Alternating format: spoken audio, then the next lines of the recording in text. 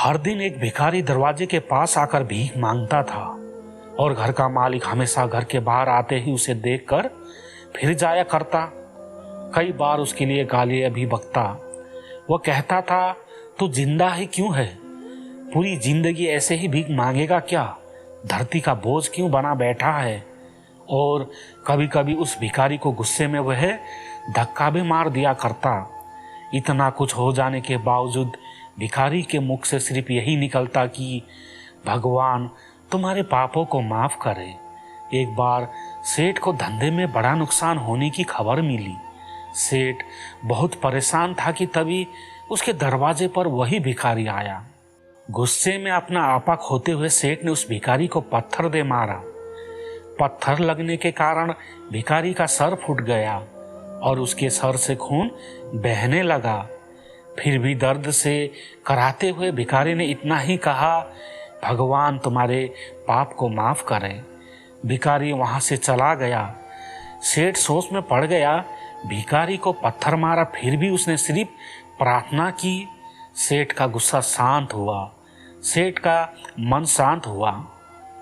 भिखारी का रहस्य जानने के लिए सेठ ने भिखारी का पीछा शुरू कर दिया। भिखारी जहां जहां जाता सेठ पीछे जाता। सेठ ने देखा कि कोई उसको खाना देता, कोई उसको मारता, कोई अपमानित करता तो कोई गाली देता। लोग भिखारी के साथ जैसा व्यवहार करते, लेकिन भिखारी सबके लिए एक ही प्रार्थना करता, भगवान तुम्हारे पाप माफ करे। अब रात होने को आई थी। भिखारी अपने घर जाने के लिए लौटा। वो अपने घर पहुंचा, लेकिन सेठ अब भी उसका पीछा ही कर रहा था। एक पुरानी टूटी हुई खटिया पर एक बुढ़िया औरत लेटी हुई थी। काफी कमजोर और बीमार लग रही थी। वह भिखारी की पत्नी थी। अपने पति को वापस आता देख वह खाट से उठ खड़ी हुई। पत्नी ने अपने पति से भीख वाले कटोरे में देखा। उसमें सिर्फ आधी बासी रोटी थी। उसे देखकर वो बोली, आज बस इतना ही मिला? और हाँ, आपके सर से खून निकल रहा है, ये चोट कैसे लगी? बूढ़ा भिखारी बोला, आज बस इतना ही मिला, किसी ने कुछ दिया ही नहीं। सबने गालियां ही दी और एक ने तो पत्थर भी फेंका, इसलिए मेरा सर फट गया। एक गहरी ठंडी सांस लेकर बूढ़ा भिखारी फिर से बोला, ये मेरे पापों का ही फल है। तुम्हें याद है कुछ सालों पहले हम कितने अमीर थे? क्या कुछ नहीं था हमारे पास? हमारे पास हर चीज जरूरत से ज्यादा थी, लेकिन हमने कभी दान नहीं किया। और उससे भी बुरा हमने उस अंधे भिखारी के साथ किया जो हमारे द्वार पर भीख मांगने आया करता था। बूढ़ी पत्नी की आंखों में आंसू आ गए। वो बोली, हाँ, हम उस बेचारे अंधे के साथ बहुत बुरा करते थे। उसका अपमान करते थे, उसे खाने के लिए रोटी की जगह कागज दिया करते, उसका मजाक उड़ाया करते और कभी कभी मारा भी करते। मैंने कभी उसको रास्ता नहीं दिखाए। एक बार मैंने उसके मुंह पर मिट्टी भी फेंकी थी और वो हमेशा दुखी होकर यही कहता कि भगवान तुम्हें तुम्हारी किए की सजा देगा, भगवान तुम्हारे पापों की सजा जरूर देगा। उसका श्राप सच हुआ और हम इस दुखी भरी जिंदगी में आ गए। भिखारी बोला, हाँ, उसका श्राप सच हुआ, इसलिए मैं किसी को बद्दुआ नहीं देता, चाहे कोई मेरे साथ कैसा भी बर्ताव करे। मैं हमेशा उसके लिए प्रार्थना करता हूँ।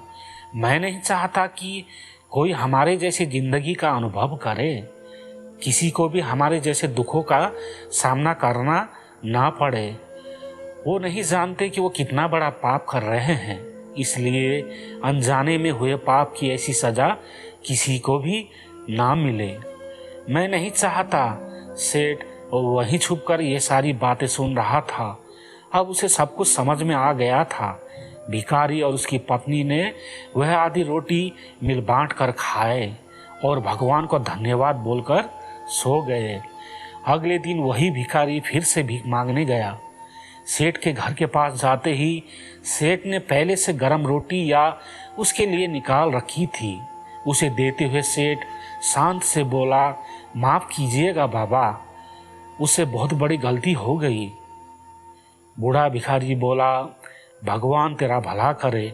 इतना कहकर वो आगे निकल गया। इस कहानी से जो सीख लेने लायक है वो बड़ी ही सिंपल है कि आदमी चाहे किसी का बारे में बुरा कहे या भला करे, लेकिन भगवान सिर्फ कर्मों के हिसाब से उसका फल देता है।